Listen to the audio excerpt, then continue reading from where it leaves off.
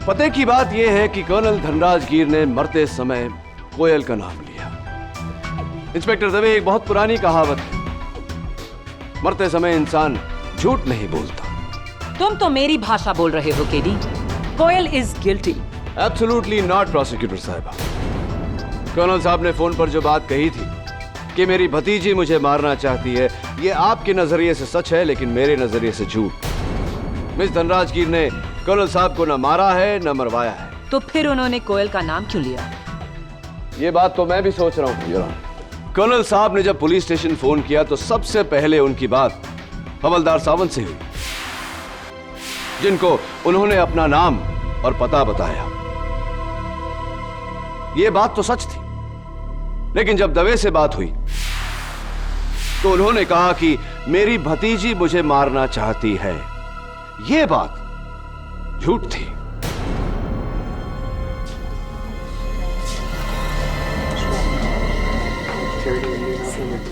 Silence in the court, please. एक ही बात में योर ऑनर, आधा सच आधा झूठ। मेरी थियोरी के अनुसार वो एक नहीं दो आवाजें थी, दो इंसान थे। पहली आवाज कर्नल की, जब उन्होंने हवलदार सावंत से बात की और हवलदार ने उनकी आवाज को पहचाना। लेकिन जब दवे ने फोन पर बात की तब वो आवाज कर्नल साहब की थी ही नहीं, किसी और की थी।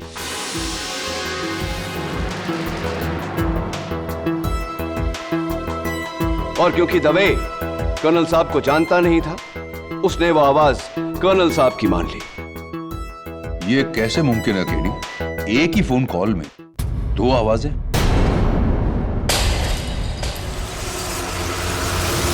कोयल,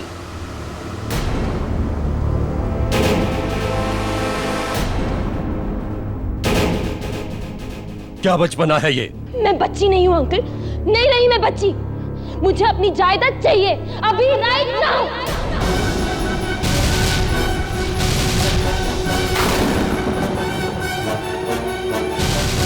बचपना नहीं तो ये क्या है? पैर पटकना, जिद करना, सामान फेंकना, तुम्हें जो करना है कर लो, लेकिन मैं सही टाइम पर सही काम करूंगा। Now go to your room, it's an order.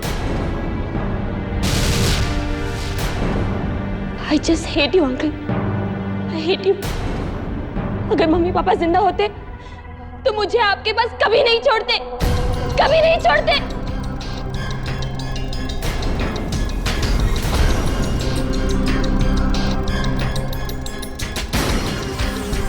Colonel साहब, कोयल अभी बच्ची है, उसकी बातों का बुरा मत मानिए। वो शायद नहीं जानती कि ये सब कुछ आप उसकी भलाई के लिए कर रहे हैं। मैंने तुम्हारी राय मांगी कोटियन। Sorry sir. ये मेरा और मेरी भतीजी के बीच का मामला है, तुम सब इससे दूर रहो, अंडरस्टैंड? जी सर। वो आपके सीए मिस्टर प्रजापति आपका इंतजार कर रहे हैं सर। मीटिंग टाइम से 6 मिनट पीछे है। यू सिविलियंस टाइम की वैल्यू नहीं जानते। Every second count, you understand? Go and send him. Mrs Gomes. Sir. 4:55 हो चुके हैं। ठीक 5 बजे मुझे मेरी चाय चाहिए, otherwise you will be fired. Sir.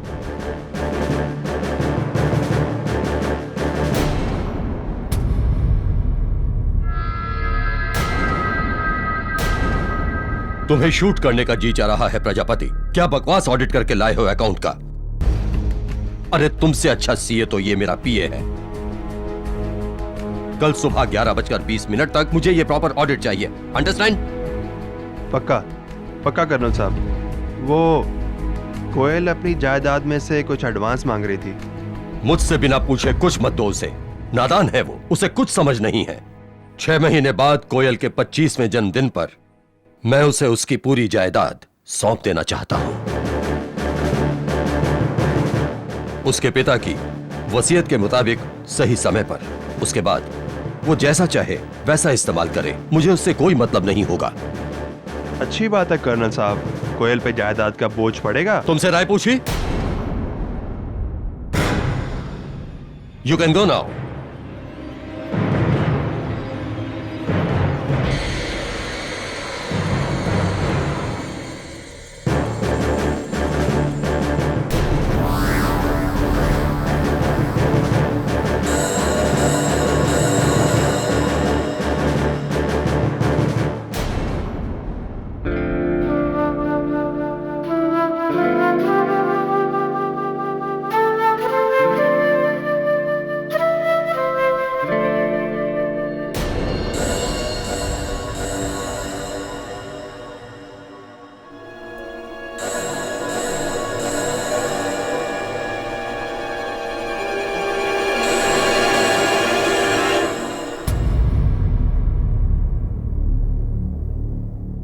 रो मत कोयल बेटी,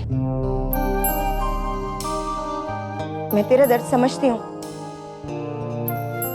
नहीं मिसेस गोम्स, अंकल मुझे मेरे ही जायदाद के लिए ऐसे तड़पा नहीं सकते। मैं सोच रही हूँ कि मैं किसी लॉयर से बात करूं। तू अंकल पर केस करेगी? अंकल नहीं है वो, नहीं है मेरे अंकल, वक्त के पावन जल्लाद है। काश वो मेरी जिंदगी में नहीं होते, काश।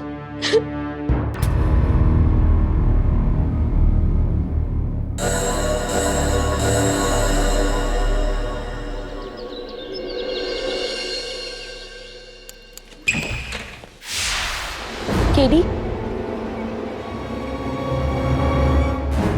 मैं कोयल धनराजगीर। मेरे स्वर्गवासी माँ बाप मेरे नाम 90 करोड़ छोड़ गए थे और उस जायदाद के ट्रस्टी मेरे अंकल, मेरे ताया जी, रिटायर्ड कर्नल मानिक धनराजगीर है।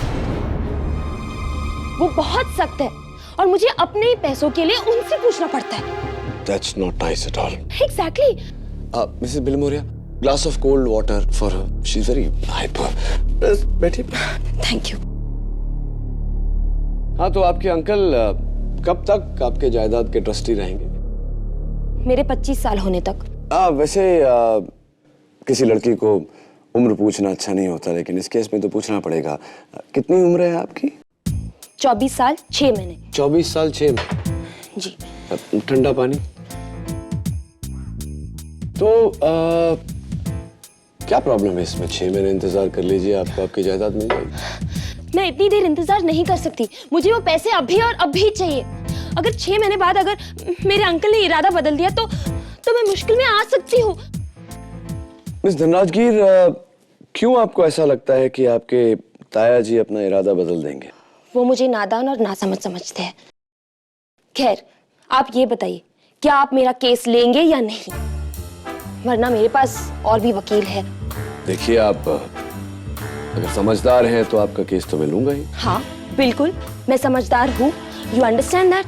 Yes, of course. आपको तो देखकर ही पता चल जाता है कि आप समझदार हैं। चलिए, तो मेरी एक सवाल जो मुझे कुछ दिनों से परेशान कर रहा है, उसका जवाब दे दीजिए प्लीज मुझे। एक बुजुर्ग थे, बिल्कुल आपकी ताया जी की तरह खड़ूस, और एक लड़की थी बड़ी प्यारी, बिल्कुल आपकी तरह। तो एक दिन बुजुर्ग ने लड़की से कहा कि बाजार जाओ और ऐसी कोई चीज लाओ जो इतनी बड़ी हो कि पूरा कमरा भर जाए और इतनी छोटी भी हो कि जेब में फिट हो जाए। I can't find the answer. बताइए, आप समझ में आया कुछ? इतनी बड़ी चीज जो कमरा भर जाए जी, और इतनी छोटी जो जेब में आ जाए जी। ये कैसा बचकाना सवाल है? मैं ये जवाब नहीं दूंगी। Okay, no problem. तो फिर मेरा जवाब सुन लीजिए।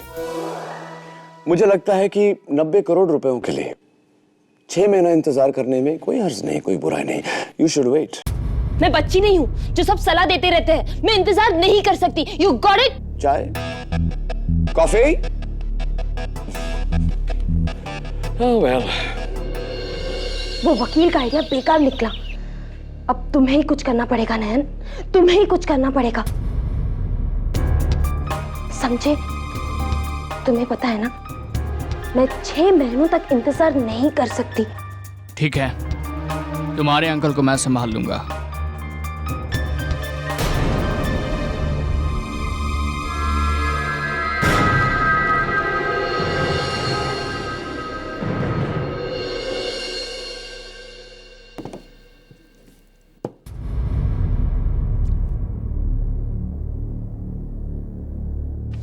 सावंत, तुझे पता है, सच तो यह है कि केडी पाठक मेरे बिना एक केस भी नहीं जीत सकता। मैं एक फोन घुमा दूं ना? हेलो, मैं सागर विला मलाबार हिल से कर्नल मालिक धनराजगीर बोल रहा हूँ। मुझे पुलिस कंप्लेंट करनी है। 1 मिनट सर। दवे सर, एक कंप्लेंट है, कर्नल धनराजगीर। कौन कर्नल? अरे सर, बड़ा ही खड़ूस आदमी है, लेकिन लाइफ में कभी झूठ नहीं बोलता। 1 साल तक उसके बंगले के बाहर मेरी पोस्टिंग थी। आप बात करो।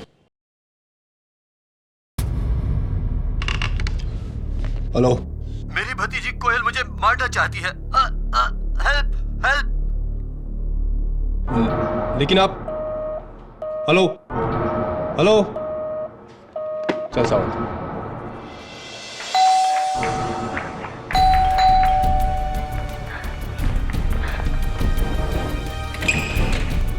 इंस्पेक्टर साहब, कर्नल का है? ऊपर कमरे में वहाँ एक आदमी है, मैंने उसे बंद करके रखा है। अब जल्दी चलिए प्लीज। चलो।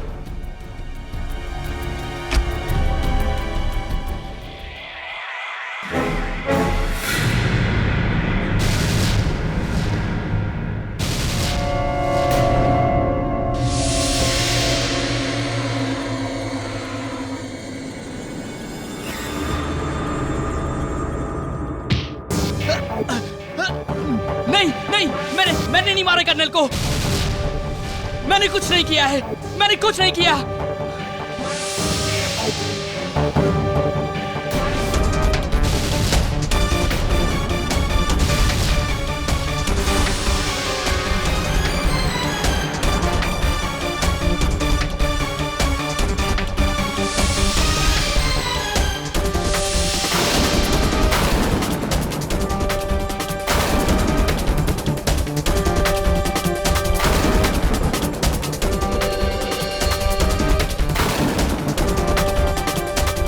कोयल, बताओ ना इन्हें, मैंने कर्नल को खून नहीं किया।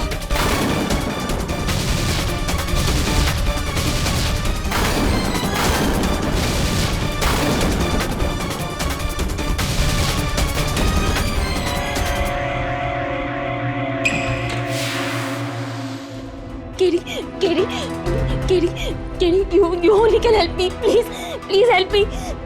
मेरे अंकल का मर्डर हो गया और उसका इल्जाम मेरी नयन पर मेरी दोस्त नयन पर है। Please only you can help me. I will. Calm down. Sit down. No, you listen to me. You can only help me. अगर उसे कुछ हुआ ना, मैं जीती जी मर जाऊंगी। कुछ नहीं होगा। मैं मर जाऊंगी। Calm down. I'll die. Nothing will happen. Calm down. No, you listen to me. Help me, please. Mrs. Please हो रहे आप? No, Katie, listen to me. You have to help me.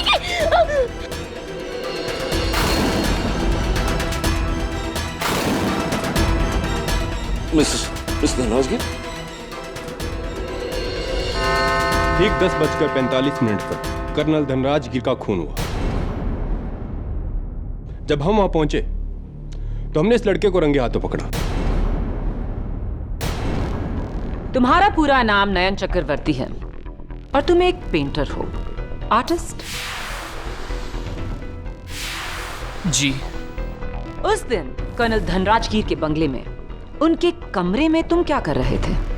जी, कोयल के कहने पर मैं कर्नल धनराजगिर को कन्विंस करने गया था कि उसकी जायदाद उसे दे दे।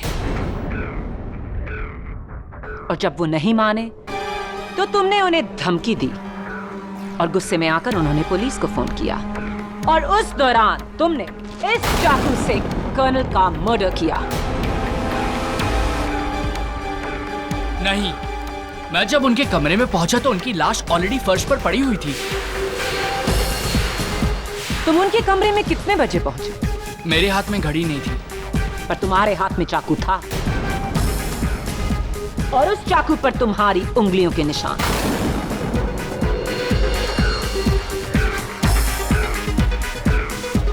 वो इसलिए क्योंकि मुझे लगा कि वो जिंदा हैं, इसीलिए मैंने चाकू निकालने की कोशिश करी और मेरे उंगलियों के निशान। या तो तुम हमें बेवकूफ समझते हो या फिर खुद बेवकूफ हो जो कत्ल के औजार पर अपनी उंगलियों के निशान छोड़ोगे।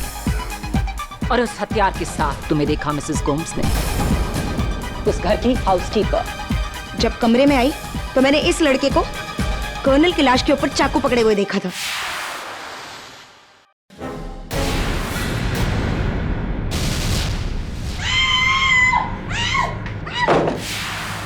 अब तो और भी पक्का हो गया कि खून तुम ही ने किया नयन।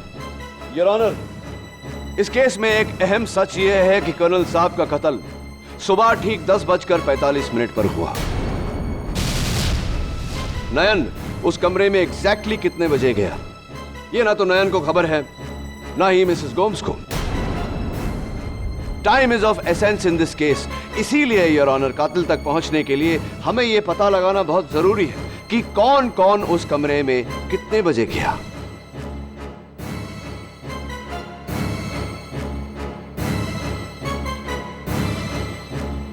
हाँ तो मिसेस गोम्स, सबसे पहले उस दिन आप कर्नल साहब के कमरे में गई थी। जी। क्या टाइम हो रहा था तभी? कर्नल टाइम के एकदम पक्के थे। वो हर काम एग्जैक्ट टाइम पे करते थे। उस दिन भी सुबह 10 बजे, एग्जैक्ट 10 बजे मैं उनको दवाई देने गई थी।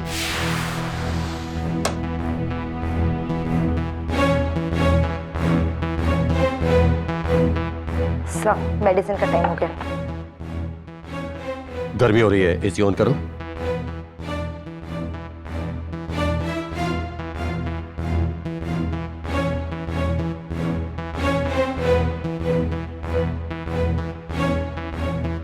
मिसेस गोम्स, अगर ये आर्मी होती तो मैं आपका कोर्ट मार्शल कर देता। आप मेरी एम्प्लॉय होकर उस लड़की का साथ दे रही हैं। सर, कोयल मेरी बच्ची जैसी है। उसके जायदाद का पैसा उसके पेरेंट्स और मेरे पुराने एम्प्लॉयज का है। आपका कोई हक नहीं बनता कि... मिसेस गोम्स, अपनी औकात से ऊंचा बोलने की हिम्मत मत कीजिए। तुम कोयल की मां नहीं, उसकी दाई हो दाई। लेकिन वो जब से अकेली हुई है तब से मैंने उसे एक माँ की तरह पाला है, और आपकी वजह से उसे कोई तकलीफ हो ये मैं देख नहीं सकती। और मैं भी तुम्हें देखने नहीं दूंगा। ये महीना खत्म होते ही मैं तुम्हें इस नौकरी से निकाल दूंगा। आप ऐसा नहीं कर सकते। मैंने अपनी लाइफ के 30 साल दिए इस घर को। You can't do this to me. अपनी भतीजी को तुम जैसे भड़काने वाले लोगों से बचाने के लिए मैं कुछ भी कर सकता हूं। Get out.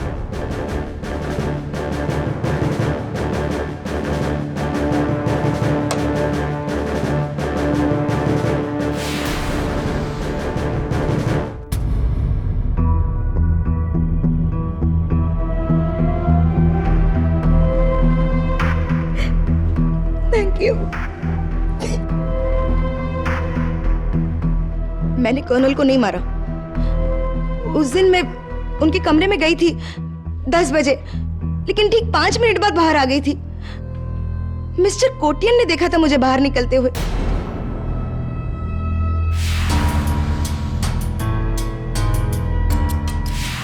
Yes your honour, Mrs Gomes बिल्कुल सच बोल रही है। मैं कर्नल साहब के ऑर्डर के अनुसार रोज 10:05 पर उन्हें उनके अपॉइंटमेंट की लिस्ट देता था। Come in.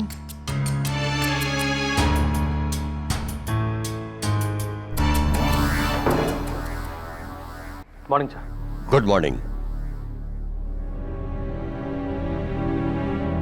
ये एसी भी तुम्हारी तरह स्लो है। इसका टेम्परेचर लो करो। जी सर।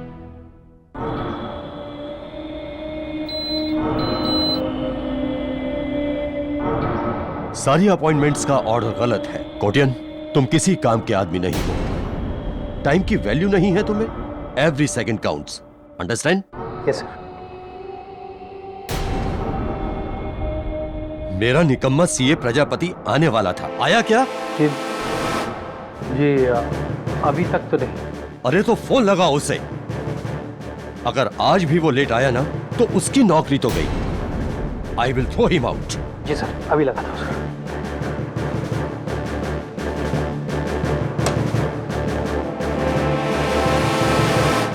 मिस्टर कोटियन, आप कर्नल साहब के कमरे से कितने बजे निकले?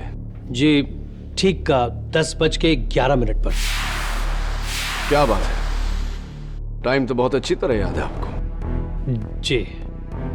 एनीवे, आपके बाद कौन गया था उस कमरे में? जी चार्टर्ड अकाउंटेंट साहब मिस्टर प्रजापति, ठीक 10:15 पर।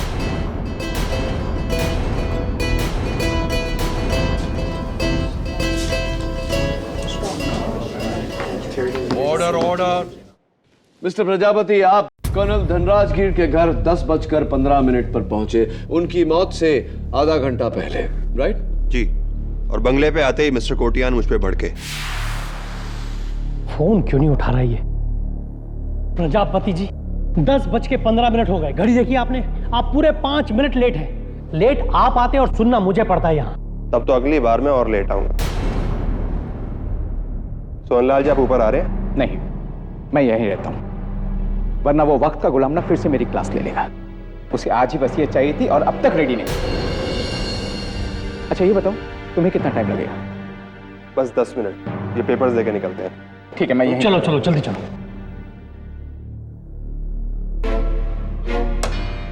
एक्सक्यूज मी कर्नल साहब, मिस्टर प्रजापति से भेजो। जी।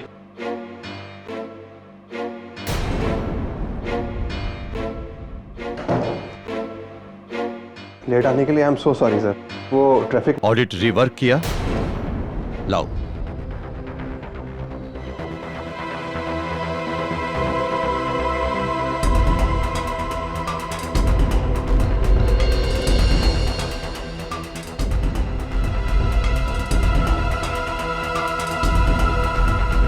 सब कुछ इन ऑर्डर सर। ठीक है, इसकी 4 कॉपीज करवाकर कल इनकम टैक्स ऑफिस में ठीक 2:20 पर मुझे मिलो। 1 मिनट भी लेट मत करना, ओके? सर आप कुछ परेशान लग रहे हैं। This is none of your business, तुम जा सकते हो। ये एडवोकेट सोहनलाल तुम्हारे साथ आया है? जी नीचे है। तो गधा नीचे क्या कर रहा है? भेजो उसे ऊपर। जी सर।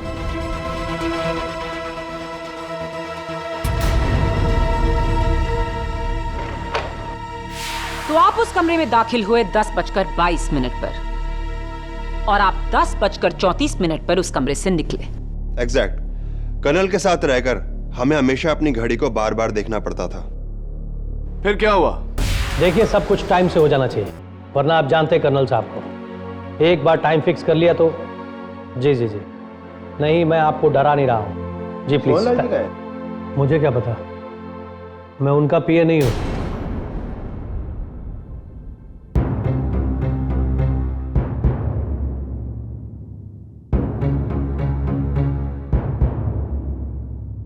अरे सोनलाल जी कहाँ थे आप? हाँ, वो वॉशरूम में था। कर्नल आपको ऊपर बुला रहे हैं। कर्नल साहब?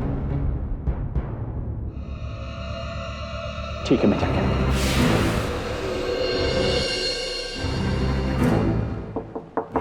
कर्नल साहब। सोहनलाल, वसीयत लाए हो?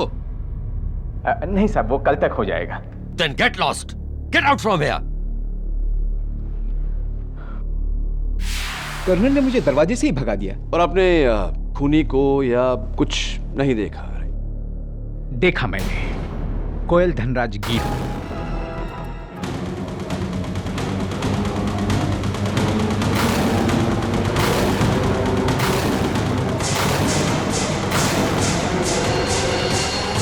मिस धनराज गिर, आप अपने अंकल के कमरे में सुबह कितने बजे गई थी?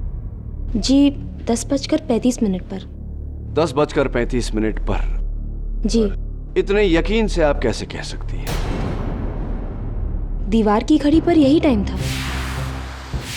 यानी कि खून होने से सिर्फ 10 मिनट पहले।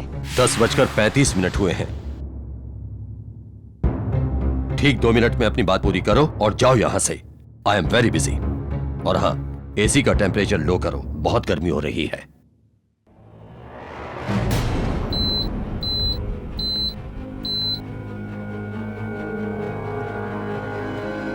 अंकल, मैं आपसे आखिरी बार पूछ रही हूँ, क्या आप मेरी जायदाद मेरे नाम कर रहे हो या नहीं?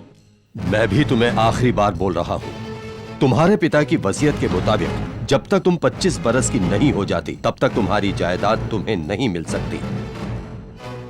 अभी 6 महीने बाकी हैं, तब तक इंतजार करो। That's it.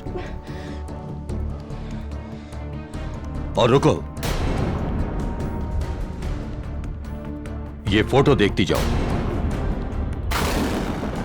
ये कैप्टन रघुवीर सिंह है, अच्छी फैमिली से बिलोंग करता है, संस्कारी लड़का है। 6 महीने बाद तुम्हारी शादी मैं इससे करने वाला हूं। पर अंकल। मुझ पर भरोसा रखो कोयल, तुम अपना अच्छा बुरा नहीं समझती। मैं जो कुछ भी करूंगा ठीक करूंगा। 2 मिनट हो गए, you can go now.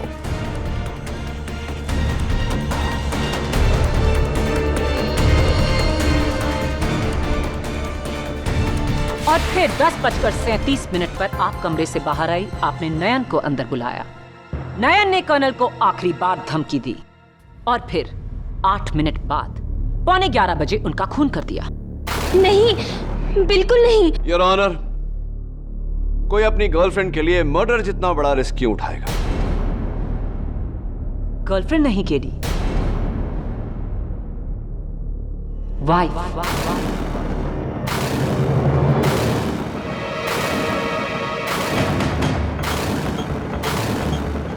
Your honour, कोई अपनी गर्लफ्रेंड के लिए मर्डर जितना बड़ा रिस्क क्यों उठाएगा?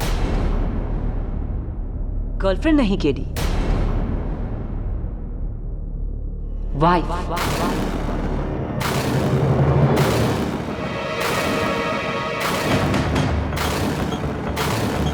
ये है कोयल धनराज कीर और नयन का मैरिज सर्टिफिकेट जो हमें फैमिली कोर्ट से मिला है। आप कोयल के दोस्त नहीं, बॉयफ्रेंड नहीं, बल्कि पति हैं। आप दोनों ने दुनिया से छुपकर शादी की और आपका ये राज 7 महीने के बाद दुनिया के सामने खुलने वाला था, और वो इसलिए क्योंकि कोयल 2 महीने प्रेग्नेंट है।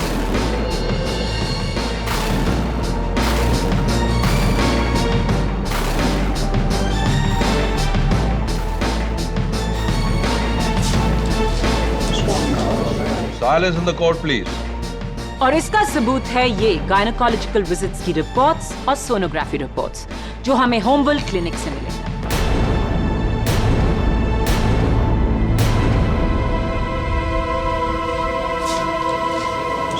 योर ऑनर, अब मेरी समझ में आया कि क्यों कोयल 6 महीने भी इंतजार नहीं कर सकती थी। कोयल को डर था कि अगर उसके अंकल को उसकी शादी या प्रेगनेंसी के बारे में पता चल गया तो वो उसे जायदाद से बेदखल कर देंगे। कोयल के पिता की वसीयत के मुताबिक अगर कोयल ऐसी कोई हरकत करती है जिससे कर्नल को गहरा एतराज हो तो वो उस जायदाद को 5 साल और अपने कब्जे में रख सकते हैं।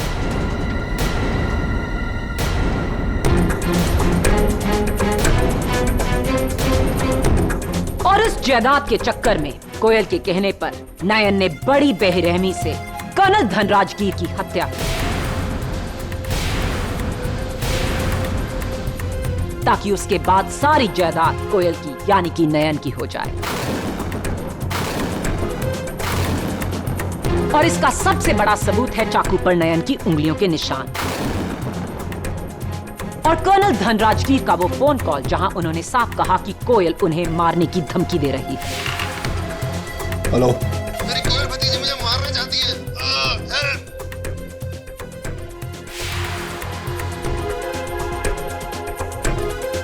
It's a crystal clear motive and a crystal clear case, Your Honor. नयन के साथ कोयल को भी हिरासत में लिया जाए।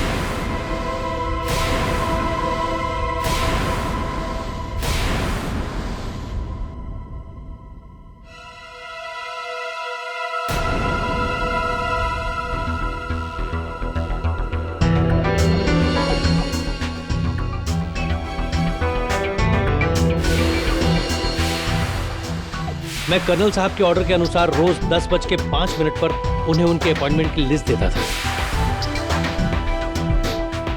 ये एसी भी तुम्हारी तरह स्लो है। इसका टेम्परेचर लो करो।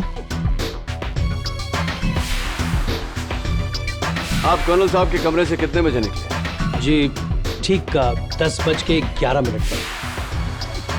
कर्नल ने मुझे दरवाजे से ही भगा दिया। और आपने खूनी को या कुछ नहीं देखा? देखा मैंने कोयल धनराज कीर को। मिस धनराज कीर, आप अपने अंकल के कमरे में सुबह कितने बजे गए? 10:35 पर।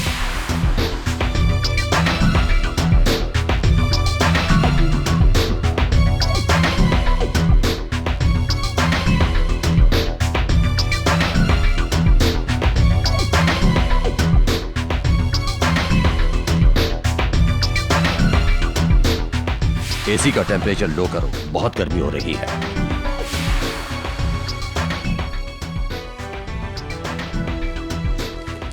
दवे, मैं कर्नल धनराज कीर का कमरा देखना चाहता हूं।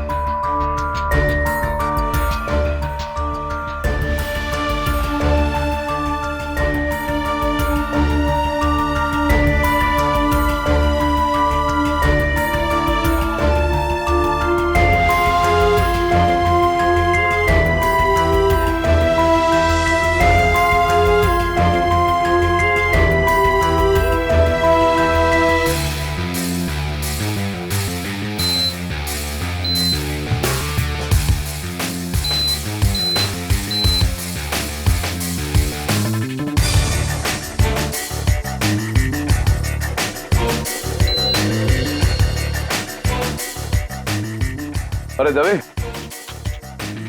पुलिस स्टेशन में जब कर्नल साहब का फोन आया था तो फोन तुमने उठाया था किसी और ने? सावंत ने। वो साहब, मैंने ठीक 11:15 से पहले फोन कॉल उठाया था और मैंने सुना कि हवलदार सावंत, ऐसा भी तो हो सकता है कि वो आवाज जो तुमने सुनी वो कर्नल धनराज गिर की नहीं थी, किसी और की थी। 100% कर्नल की आवाज थी सर। मैं उनके पास 1 साल काम कर चुका हूँ, यूं ही थोड़ी ना पुलिस में भर्ती हूँ सर। मेरे कान बहुत तेज हैं। Well done। और फिर आपने फोन इंस्पेक्टर दवे के हाथों में दिया? Yes. Inspector Dave, colonel Dhanraj Gir ने आपको फोन पे कहा कि मेरी भतीजी मुझे मारना चाहती है। जी। कुछ देर के लिए अगर मान लें कि नयन उन्हें मार रहा था तो उन्हें नयन का नाम लेना चाहिए था, राइट? ऐसा क्यों नहीं किया उन्होंने? क्योंकि वो नयन को जानते नहीं होंगे। लेकिन कोई और संकेत दे सकते थे। ये कह सकते थे कि मेरी भतीजी मुझे मरवाना चाहती है, क्योंकि उन्हें कोई और यानी कि एक मर्द मार रहा था, तो कोई और संकेत दे सकते थे। क्यों नहीं दिया? मरता हुआ आदमी हर डिटेल पे ध्यान थोड़ी देगा। मरता हुआ आदमी डिटेल पे ध्यान नहीं देगा। ओके। पते की बात यह है कि कर्नल धनराज गिर ने मरते समय कोयल का नाम लिया। इंस्पेक्टर दवे, एक बहुत पुरानी कहावत है, मरते समय इंसान झूठ नहीं बोलता। तुम तो मेरी भाषा बोल रहे हो KD. Koyal is guilty. Absolutely not prosecutor साहब। कर्नल साहब ने फोन पर जो बात कही थी कि मेरी भतीजी मुझे मारना चाहती है, ये आपके नजरिए से सच है, लेकिन मेरे नजरिए से झूठ। मिस धनराज गिर ने कर्नल साहब को न मारा है न मरवाया है। तो फिर उन्होंने कोयल का नाम क्यों लिया? ये बात तो मैं भी सोच रहा हूँ। कर्नल साहब ने जब पुलिस स्टेशन फोन किया तो सबसे पहले उनकी बात हवलदार सावंत से हुई, जिनको उन्होंने अपना नाम और पता बताया। ये बात तो सच थी, लेकिन जब दवे से बात हुई तो उन्होंने कहा कि मेरी भतीजी मुझे मारना चाहती है। यह बात झूठ थी।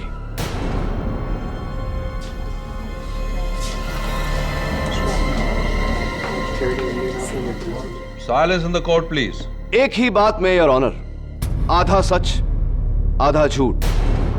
मेरी थियरी के अनुसार वो एक नहीं 2 आवाजें थी, 2 इंसान थे। पहली आवाज कर्नल की, जब उन्होंने हवलदार सावंत से बात की और हवलदार ने उनकी आवाज को पहचाना। लेकिन जब दवे ने फोन पर बात की तब वो आवाज कर्नल साहब की थी ही नहीं, किसी और की थी।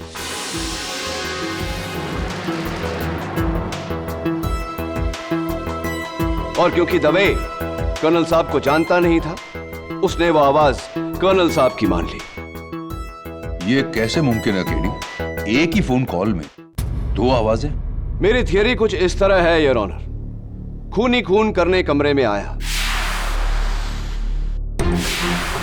कर्नल साहब उसका इरादा समझ गए और तुरंत पुलिस स्टेशन का नंबर डायल किया। हेलो, मैं सागर विला मलाबार हिल से कर्नल मानिक धनराज गिर बोल रहा हूँ। मुझे पुलिस कंप्लेंट करनी है। 1 मिनट सर। दवे सर, एक कंप्लेंट है, कर्नल धनराज गिर। इस दौरान खूनी ने टेबल पर पड़े हुए चाकू को उठाकर कर्नल साहब की पीठ में घोंप दिया। कर्नल साहब के हाथों से फोन छीना और वो आखिरी शब्द दवे से कहे, हेलो, मेरी कोयल भतीजी मुझे मारना चाहती है। एंड योर ऑनर, ये आवाज नयन की नहीं हो सकती। वो भला अपनी पत्नी को क्यों फंसाएगा? ये आवाज किसी और की थी, जिसने हम सबको धोखा दिया, ये जताकर कि कर्नल साहब की मौत के जिम्मेदार या तो उनकी भतीजी है या फिर नयन। दलील तो काबिले तारीफ है केडी, लेकिन इसे साबित कैसे करोगे? यह साबित करके प्रोसिक्यूटर साहिबा कि 10:45 पर कर्नल साहब के साथ उनके कमरे में कौन था।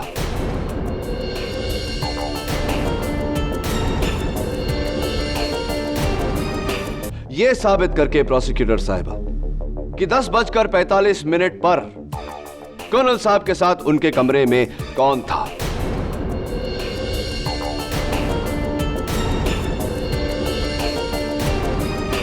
एडवोकेट सोहनलाल या पीए कोटियान, सीए प्रजापति या फिर Mrs Gomes? And your honour, मेरे सवाल का जवाब देगा इस केस का सबसे बड़ा गवाह, कर्नल साहब के कमरे में लगी हुई यह घड़ी। लेकिन उससे पहले योर ऑनर, मैं मिसेस गोम्स को कटघरे में बुलाने की इजाजत चाहता हूं। इजाजत। Mrs Gomes, just one question. आपके बयान के मुताबिक जब आप कर्नल साहब के कमरे में गई तो उन्होंने आपसे एसी ऑन करने को कहा। जी। आपने एसी ऑन किया, उस वक्त एसी का टेम्परेचर क्या था? 22 degrees. Thank you mister Kotian. Mrs Gomes ने कहा कि जब उन्होंने एसी ऑन किया तो एसी का टेम्परेचर 22 डिग्री पे था। कर्नल ने आपको टेम्परेचर कम करने को कहा था। कितना कम किया आपने? जी 4 डिग्री कम, 22 से 18 डिग्री पर। 22 से 18। Thank you mister Kotian. Mrs Dhanrajgir, आपने अपने अंकल के कहने पर एसी का टेम्परेचर कम करने के लिए रिमोट उठाया। क्या आपने देखा उस वक्त एसी का टेम्परेचर क्या था? 22 डिग्री, और मैंने एसी का टेम्परेचर 18 कर दिया था।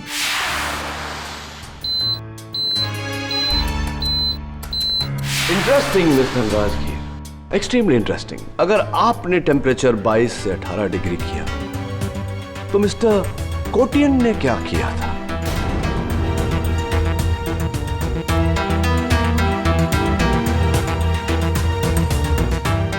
लेकिन मैंने एसी का रिमोट लेके उसे कम किया था। नहीं मिस्टर कोटियन, आपने एसी के उस रिमोट से एसी का तापमान कम नहीं किया था। आपने एसी के उस रिमोट से दीवार पर लगी हुई घड़ी का समय बदला था।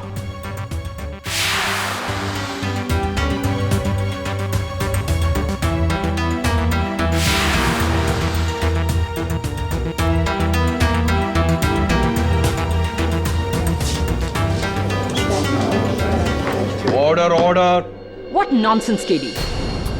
एसी के रिमोट से कोई भला घड़ी का टाइम कैसे बदल सकता है? इस घड़ी का बदल सकता है माया फडनिस। योर ऑनर, कर्नल साहब के कमरे में लगी हुई इस घड़ी के पीछे एक रिमोट सेंसर अटैच्ड है जो इस घड़ी की मैकेनिज्म को कंट्रोल करता है, और इस सेंसर को कंट्रोल करता है कर्नल साहब के कमरे के एसी का रिमोट। सरल भाषा में योर ऑनर, अगर उस रिमोट को एसी की तरफ किया जाए तो वो एसी के टेम्परेचर को कंट्रोल करेगा, और अगर घड़ी की तरफ किया जाए तो वो घड़ी के समय को कंट्रोल करेगा।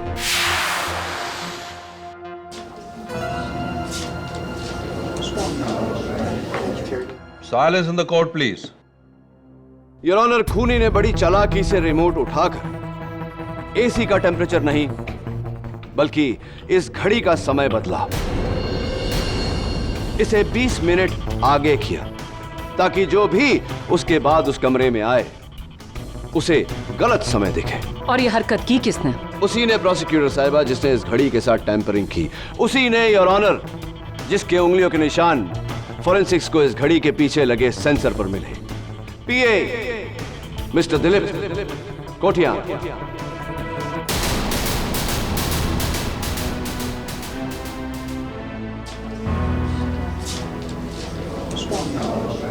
Order order. हाँ, मैंने ही घर की सारी घड़ियों का टाइम बदला था, और उसके बाद मैं कर्नल साहब के कमरे में ठीक 10:05 में चला गया, और वहां जाके चुपके से मैंने उनकी घड़ी को 20 मिनट आगे कर दिया। यानी कि जिस समय आप उस कमरे से निकले तो घड़ी का टाइम 10:11 नहीं 10:31 10:31 AM था। जी। लेकिन उसके बाद तो सीए प्रजापति कमरे में आए थे। जी नहीं,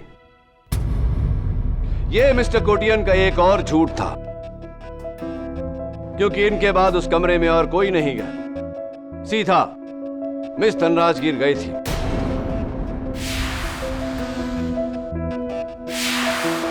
is that correct mister Kotian? जी। और फिर मिस धनराजगीर 2 मिनट बाद उस कमरे से बाहर निकली। नकली टाइम 10:37, असली टाइम 10:17 10:17 AM। और कोयल के बाद कमरे में कौन आया था? कोयल के वहां से जाने के बाद सीए प्रजापति वहां आए और उनके बाद एडवोकेट सोहनलाल जो कमरे में आए बिना वहां से चले गए। यही सीक्वेंस था ना मिस्टर कोटिन? बिल्कुल वैसा ही जैसा आपने प्लान किया था। जी, लेकिन ये सारा प्लान मेरा नहीं था। मैंने कर्नल साहब को नहीं मारा है, कर्नल साहब को मारा है उसने।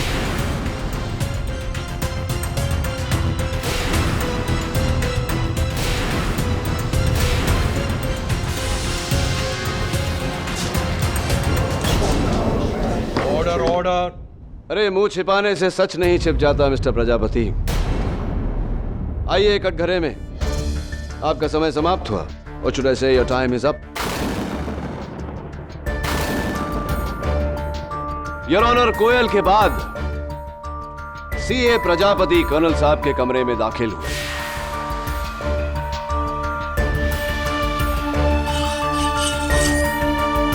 हेलो, मैं सागर विला मलाबार हिल से कर्नल मानिक धनराज गिर बोल रहा हूँ। मुझे पुलिस कंप्लेंट करनी है। मेरी कोयल भतीजी मुझे मारना चाहती है। Help help. उनकी जान ली, उनके हाथ से फोन छीना, पुलिस से बात करके उनको गुमराह किया, फिर नीचे जाकर एडवोकेट सोहनलाल को ऊपर भेजा ताकि सबको यह लगे कि कर्नल साहब जिंदा है। एडवोकेट सोहनलाल ने जो आवाज सुनी थी वो कर्नल साहब की नहीं, पीए दिलीप कोटियान की थी। कर्नल साहब।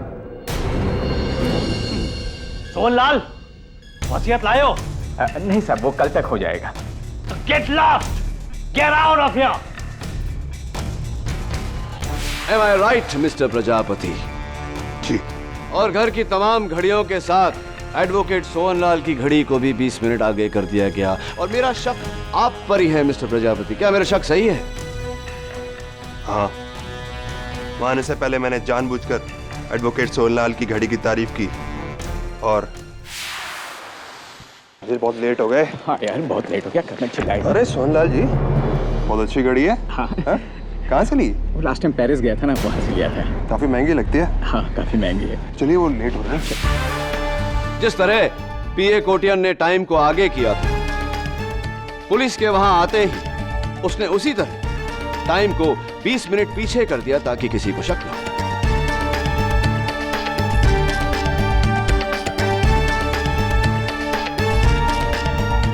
पीए साहब, सीए साहब, कत्ल आपने किया, ये तो अदालत जान चुकी है।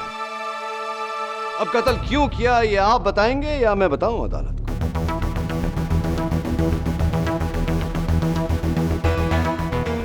कर्नल धनराज गिर के टैक्स ऑडिट में गड़बड़ इसलिए थी क्योंकि मैंने उसमें करोड़ों का हेरफेर किया था।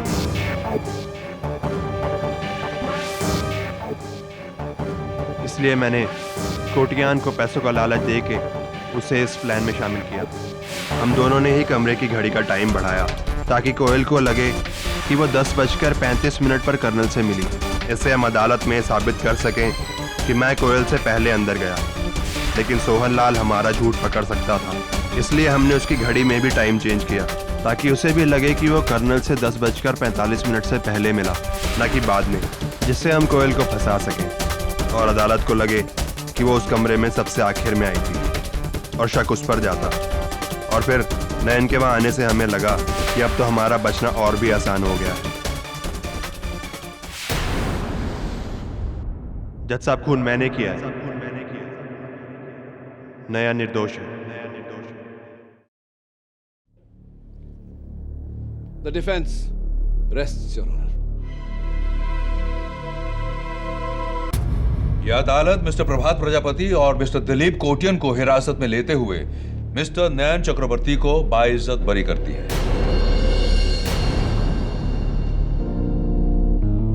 The case is closed.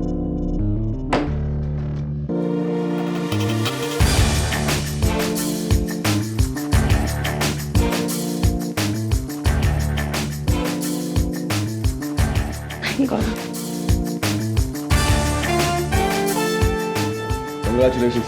Thank you KD. Thank you KD, thank you very much. You're welcome. KD, मुझे आपके पहेली का जवाब मिल गया। अरे वाह, बताओ। कोई ऐसी चीज जो इतनी बड़ी है जो पूरे कमरे को भर दे, और वही चीज जो इतनी छोटी है जो जेब में आ जाए। तो जवाब बताओ। माचिस। Am I right? Well done. I hope इसी तरह तुम दोनों की जिंदगी भी रोशन हो जाए। Wish you all the best. Thank you, KD. Bye.